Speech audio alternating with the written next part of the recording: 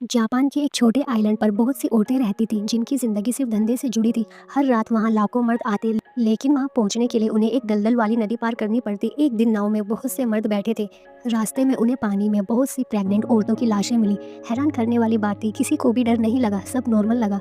बस एक इंसान घबराया हुआ था, तोफू, जो विदेश से आया था। दरअसल उसका मकसद यहाँ आने का अलग था। वो अपनी गर्लफ्रेंड को ढूंढने आया था जिससे वो बरसों से बिछड़ा हुआ था। सभी मर्द बेसब्र होकर औरतों की ओर भागे, जैसे कितने साल से औरतों के भूखे हों। लेकिन तोफू आराम से चलता रहा। वो हर चेहरे को ध्यान से देखता हुआ उम्मीद करता कि कहीं सैलिन मिल जाए, लेकिन कहीं भी उसको सैलिन नहीं मिली। ये उसका आखिरी सुराग था। यहाँ भी उसको कुछ हासिल होता नहीं दिख रहा था। तभी वो ध्यान देता है, सारी औरतें कस्टमर को बुलाने में लगी हैं। बस एक औरत कोने में चुपचाप बैठी थी, मानो उसके शरीर में रूह ही ना हो। जैसे ही तोफू उसकी ओर जाता है, तभी मालिक वहाँ आ जाता है। गुस्से में उस लड़की पर चिल्लाने लगा, उसको धक्का दिया, थप्पड़ मारा और कहा, जाके कस्टमर को खुश कर। तभी एक बोना आदमी आया जो मालिक था। उसने कहा, यहाँ हर किसी को एक औरत चुननी ही पड़ेगी।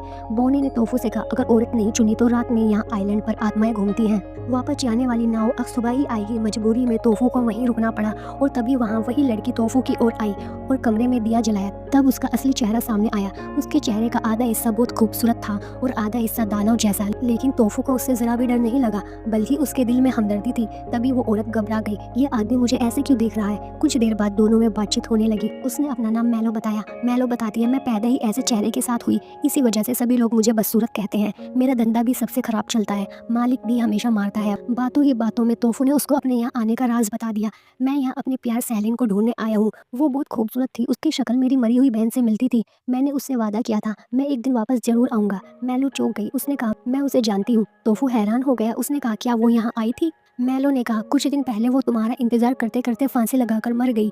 ये सुनते ही तोफू के पैरों तले जमीन खिसक गई। तोफू ने कहा, ये सच नहीं हो सकता, हमने वादा किया था, सैलिन कभी फांसी नहीं लगा सकती, ये झूठ है। मैलो ने डरते हुए कहा, यकीन नहीं है तो नदी में जाके देख लो, मैंने अपनी आंखों से देखा था जब उसकी बॉडी पानी में फेंकी थी।